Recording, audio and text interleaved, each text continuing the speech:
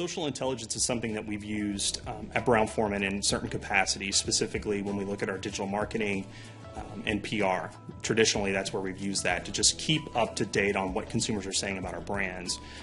As we started to get into the realm of social media with Facebook and with Twitter, and what we were seeing is there were people who were making judgments or asking questions about maybe one or two comments that they would see on a Facebook page. So what we were trying to understand is that a particular outlier that someone's having this comment, whether it's positive or negative, or is this something that's really a theme? Is this representative of a lot of people? So by bringing social intelligence in, we were able to more accurately represent those comments and really put a little bit more understanding around, is this something we should worry about, or is this something that's just someone or two people said and we don't have to put as much credence into it?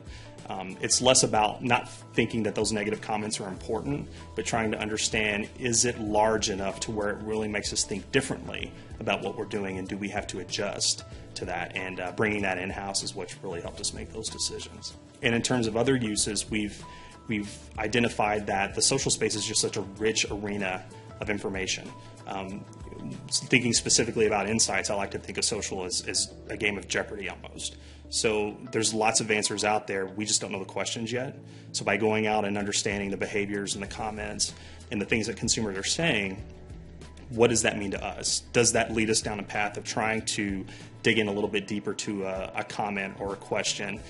Does it let us think a little differently about a brand or maybe a new product innovation that could take place?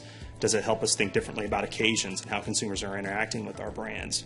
So it's one of those places where there's lots of information, and by bringing it in-house, we're able to work closely with our brand partners, understand their objectives, and then social becomes a supplemental tool for us to see what insights we can pull based on those objectives. And in terms of barriers, what we've found is it's been twofold. So initially it was social is not really a representative tool of research, and there was at least initially some concern about, well, do we really care about this, or is this reflective of our consumer in general?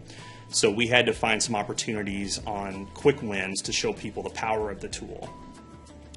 Once we did that, then the floodgates opened, and the other challenge we had was we have free research now. We don't have to do anything else. So there was this push of trying to do too much with the social space, so we had to pull back the reins a little bit now that we were in the shiny new tool phase, and really put parameters around the tool. So showing that it is a rich source of information, but how does that tool work with other tools that we have, and make sure we're using it appropriately. So I feel like now we're in this nice medium of, we've educated enough people on the power of the tool, but also the uses for it, and we're able to pull some really great, powerful insight from that source.